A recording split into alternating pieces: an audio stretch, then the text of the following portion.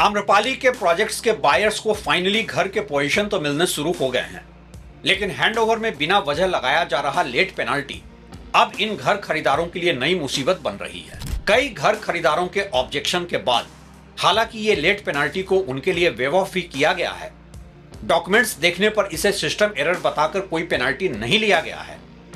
लेकिन कितने ही ऐसे घर खरीदार भी हैं जो इतने लंबे इंतजार के बाद अब किसी दूसरे शहर में नौकरी करते हैं और समय भी नहीं है उनके पास नोएडा आकर गलत डिमांड नोट को कॉन्टेस्ट करने का। क्या आम्रपाली के ड्रीम वैली समेत तमाम ड्रीम अपार्टमेंट के हैंडओवर में वाकई सिस्टम एरर की वजह से होम बायर्स पर इंटरेस्ट लगाया जा रहा है, या फिर बायर्स को पता ही नहीं चल रहा कि उनके अकाउंट में क्या चल रहा है? ये कहानी यूं आज आम्रपाली के अपार्टमेंट की है, जहां सुप्रीम कोर्ट की मॉनिटरिंग में घरों की डिलीवरी किया जा रहा है।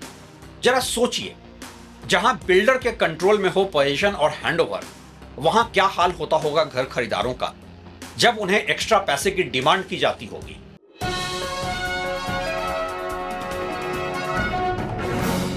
नमस्कार, आप देख रहे हैं track to reality with Ravi Sinha. कल्पना कीजिए, 2012 में एक मिडिल क्लास परिवार ने नोएडा में एक फ्लैट बुक किया। पिता ने पीएफ निकाला, मां ने गहने बेचे, बैंक से लोन लिया। बिल्डर ने वादा किया 3 साल में पोजीशन मिलेगा, लेकिन पोजीशन 3 साल में नहीं हुआ, 4 साल में नहीं हुआ, 5 साल में भी नहीं हुआ। फिर हजारों बायर्स उतर पड़े सड़क पे। ये एक हाउसिंग प्रोजेक्ट का फेलियर नहीं था, ये एक नेशनल क्राइसिस बन गया। बात लोगों के खून पसीने की कमाई को ठग लिए जाने का था। मामला अदालत तक गया, सालों तक चला और आखिर में सुप्रीम कोर्ट इंटरवेंशन हुआ। फिर रिसीवर आया, फिर एनबीसीसी आई, फिर कंस्ट्रक्शन शुरू हुआ और अब 10-15 साल बाद बायर को आखिरकार पोजीशन मिलने वाला है। क्या यहां पर कहानी का एक हैप्पी एंडिंग है? शायद नहीं। कहानी यहां खत्म नहीं होती है। अब उसी बायर के हाथ में एक डिमांड लेटर आता है। उसमें लिखा है outstanding amount interest, delay charges, additional dues. Buyer shock में आ जाता है। उसका पहला सवाल होता है, मैंने तो सब पैसे दे दिए थे, फिर इंटरेस्ट कहां से आ गया? यहीं से शुरू होती है आम्रपाली हैंडओवर की सबसे बड़ी बायर एंजाइटी। होम बायर की सबसे बड़ी समस्या इंफॉर्मेशन गैप। भारत में अधिकांश होम बायर्स खुद चार्टर्ड अकाउंटेंट नहीं है, रियल एस्टेट लॉयर नहीं है, फाइनेंशियल एनालिस्ट नहीं है। उन्होंने बस घर खरीदा था और जितना पैसा मांगा गया था वो दे दिया था। लेकिन 10-15 साल बाद उन्हें ऐसे डॉक्यूमेंट्स मिलते हैं जिन्हें समझना आसान नहीं होता। Ledger, statement, interest sheet, demand note, reconciliation, adjustment, carry forward, यह सब बायर को कंफ्यूज कर देता है। इंटरेस्ट लगने के पीछे कई संभावित कारण हो सकते हैं और यह भी सच है कि इंटरेस्ट दिखने का मतलब हमेशा फ्रॉड या सिस्टम की गलती नहीं होता। लेकिन इसका मतलब यह भी नहीं है कि डिमांड हमेशा सही होती है। पेमेंट रिकॉर्ड मिसिंग, यह सबसे आम समस्या है इंडिया के रियल एस्टेट में। बायर ने पेमेंट किया लेकिन सिस्टम में अपडेट नहीं हुआ। एग्जाम्पल, 2014 में 5 लाख जमा किए, रिसिप्ट बायर के पास है लेकिन लेजर में एंट्री नहीं दिख रही। सिस्टम मान रहा है पेमेंट हुआ ही नहीं। फिर इंटरेस्ट ऑटोमेटिकली कैलकुलेट होने लगता है। डेटा माइग्रेशन एरर भी एक वजह है। आम्रपाली जैसे प्रोजेक्ट्स में रिकॉर्ड्स कई लेवल से गुजरे। Original builder, court receiver, NBCC, new digital systems. जब लाखों रिकॉर्ड्स माइग्रेट होते हैं तो मिसमैच की संभावना रहती है। गलत फ्लैट मैपिंग, गलत payment mapping, duplicate dues, missing entries, ऐसी समस्याएं थ्योरेटिकली हो सकती हैं। इंटरेस्ट ऑटो कैलकुलेशन भी हो सकता है। कई सॉफ्टवेयर सिस्टम्स ऑटोमेटिकली इंटरेस्ट जोड़ते रहते हैं और प्रिंसिपल अमाउंट गलत दिखाई दे रहा है तो इंटरेस्ट भी गलत दिखाई देगा, यानी मूल गलती प्रिंसिपल में है लेकिन बायर को दिखाई तो इंटरेस्ट में देता है।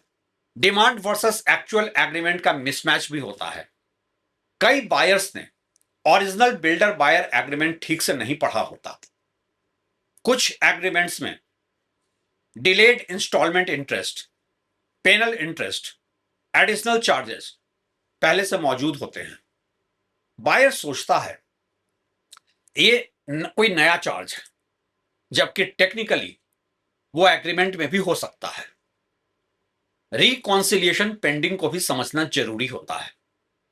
कई बार फाइनल अकाउंट रिकॉन्सिलिएशन अभी पूरी नहीं होती है। डिमांड प्रोविजनल भी हो सकता है। बायर उसे फाइनल डिमांड समझ लेता है। सबसे बड़ा सवाल जो अक्सर बायर पूछता है, अगर बिल्डर ने 10 साल डिले किया तो बायर पर इंटरेस्ट क्यों? यही सवाल अधिकांश बायर पूछते हैं देश भर के प्रॉपर्टी मार्केट में, और यहीं कंफ्यूजन पैदा होती है। दो अलग चीजें होती हैं, बिल्डर डिले जहां बिल्डर पोजीशन देने में लेट हुआ, या बायर डिफॉल्ट जहां बायर ने इंस्टॉलमेंट लेट दी। दोनों टेक्निकली अलग अलग इश्यूज हैं। इसलिए कुछ अकाउंट्स में दोनों पक्ष एक दूसरे पर इंटरेस्ट क्लेम करते दिखाई देते हैं। कई बार बायर तो बिल्डर के ऑफिस में जाकर टाइम से चेक देकर आ जाता है, लेकिन बिल्डर के यहां से उसे टाइम पर बैंक में डिपॉजिट नहीं किया जाता और लेजर शो कर देता है लेट पेमेंट। बायर को ब्लाइंडली पे क्यों नहीं करना चाहिए? क्योंकि रियल एस्टेट अकाउंटिंग में मिस्टेक्स कोई अनकॉमन नहीं है। गलती हो सकती है अकाउंट में, डेट में, इंटरेस्ट पीरियड में, जीएसटी कैलकुलेशन में, एडजस्टमेंट एंट्री में। इसलिए डिमांड लेटर कोई फाइनल ट्रूथ नहीं होता है। डिमांड लेटर केवल एक स्टार्टिंग पॉइंट है।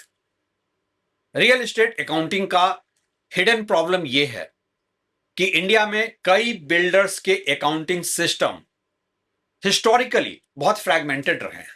कुछ रिकॉर्ड्स एक्सेल में, कुछ ईआरपी में, कुछ फिजिकल फाइल्स में, कुछ बैंक रिकॉन्सिलिएशन में रहे हैं। जब प्रोजेक्ट लीगल डिस्प्यूट में चला जाता है तो कॉम्प्लेक्सिटी कई गुना बढ़ जाती है। आज शायद आम्रपाली के प्रोजेक्ट्स में यही हो रहा है। बायर चेकलिस्ट यहां सबसे जरूरी है। यह सबसे प्रैक्टिकल सॉल्यूशन भी है। Buyer checklist step 1, original allotment letter निकालें, चेक करें basic sale price, payment plan, due schedule. Step 2, builder buyer agreement निकालें, विशेष रूप से देखें interest clause, penalty clause, delay clause. Step 3, सभी पेमेंट रिसिप्ट्स इकट्ठी करें, create a master folder, cheque copies, RTGS slips, NEFT records, demand draft receipts. Step 4, bank statement भी निकालें। कई बार रिसिप्ट खो जाती है, लेकिन बैंक स्टेटमेंट पेमेंट प्रूफ बन सकता है। स्टेप 5, बायर लेजर मांगे, लाइन बाय लाइन लेजर लें, चेक करें credit entries, debit entries, interest entries. Step 6, missing payment ढूंढें, हर पेमेंट को लेजर से मैच करें। अगर पेमेंट प्रूफ है लेकिन लेजर में नहीं तो रेड फ्लैग करें, अपना ऑब्जेक्शन ऑन रिकॉर्ड रखें। स्टेप 7, इंटरेस्ट पीरियड वेरीफाई करें, इंटरेस्ट कब से कब तक कैलकुलेट हुआ। उदाहरण के तौर पर 2013 से 15, लेकिन आपने पेमेंट 13 की बजाय 2014 में कर दिया था, तो वहां पर कैलकुलेशन गलत हो सकती है। स्टेप 8, डुप्लीकेट चार्जेस ढूंढें। कई बार पीएलसी, पार्किंग, ईडीसी, आईडीसी 2 बार लिख दिए जाते हैं। स्टेप 9, जीएसटी और टैक्स कंपोनेंट अलग करें, इंटरेस्ट, टैक्स और प्रिंसिपल को अलग अलग समझें। स्टेप 10, डिमांड लेटर का रिकॉन्सिलिएशन शीट मांगे। सिर्फ टोटल अमाउंट मत देखिए, पूछिए ये अमाउंट बना कैसे। आम्रपाली के मामले में तो सुप्रीम कोर्ट रिसीवर है, इसलिए बायर के ऑब्जेक्शन करने पर डिले पेनाल्टी को सिस्टम एरर एक्सेप्ट कर लिया गया। लेकिन जहां आपको किसी फ्रॉड बिल्डर से डील करना पड़े, खासकर दिल्ली एनसीआर में, वहां कलेक्टिव एक्शन की ताकत इस्तेमाल करें। अगर एक बायर को इशू है तो संभवतः इंडिविजुअल इशू है। अगर 150 बायर को सेम इशू है तो यह सिस्टम का इशू है। इसलिए RWA groups, WhatsApp groups, association forums पर डिस्कशन इंपॉर्टेंट हो जाती है। इमोशनल ट्रैप में आकर सरेंडर ना करें।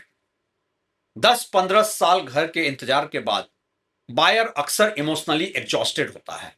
वो सोचता है बस चाबी मिल जाए, जो मांग रहे हैं दे देता हूं। यही सबसे डेंजरस मोमेंट होता है बायर के एक्सप्लॉयटेशन का, क्योंकि एग्जॉशन के कारण कई लोग रिकॉन्सिलिएशन किए बिना पेमेंट कर देते हैं। आम्रपाली के कई बायर्स आज पूछ रहे हैं, क्या सिस्टम एरर संभव है? छोटा जवाब, हां संभव है, विशेषकर जब लीगेसी रिकॉर्ड्स हों, मल्टीपल अथॉरिटीज इन्वॉल्व हों, डेटा माइग्रेशन हुई हो, लॉन्ग लिटिगेशन हिस्ट्री हो। लेकिन हर इंटरेस्ट डिमांड सिस्टम एरर नहीं होती, कुछ डिमांड्स वैलिड भी हो सकती है। इसलिए एजम्पशन दोनों तरफ नहीं होना चाहिए।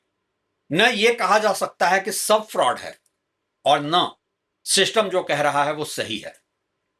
आम्रपाली हैंडओवर फेज में सबसे बड़ी लड़ाई कंस्ट्रक्शन की नहीं, टाइमलाइन की भी नहीं, अब अकाउंटिंग ट्रांसपेरेंसी की है।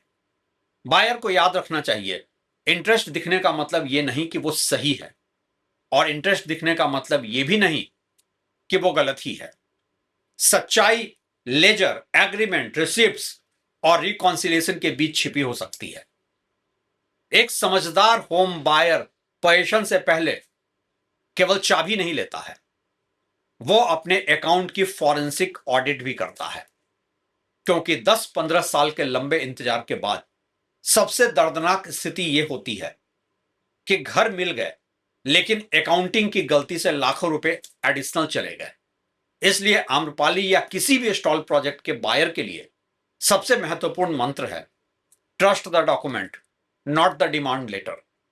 और उससे भी महत्वपूर्ण, रिसिप्ट संभाल कर रखिए, क्योंकि भारतीय रियल एस्टेट में कई बार रिसिप्ट ही बायर का सबसे बड़ा हथियार होता है। आम्रपाली के कुछ बायर्स ने हमसे संपर्क किया था और उनका interest penalty already wave of हो चुका है, लेकिन ऐसी स्थिति आप में से किसी के साथ भी हो सकती है।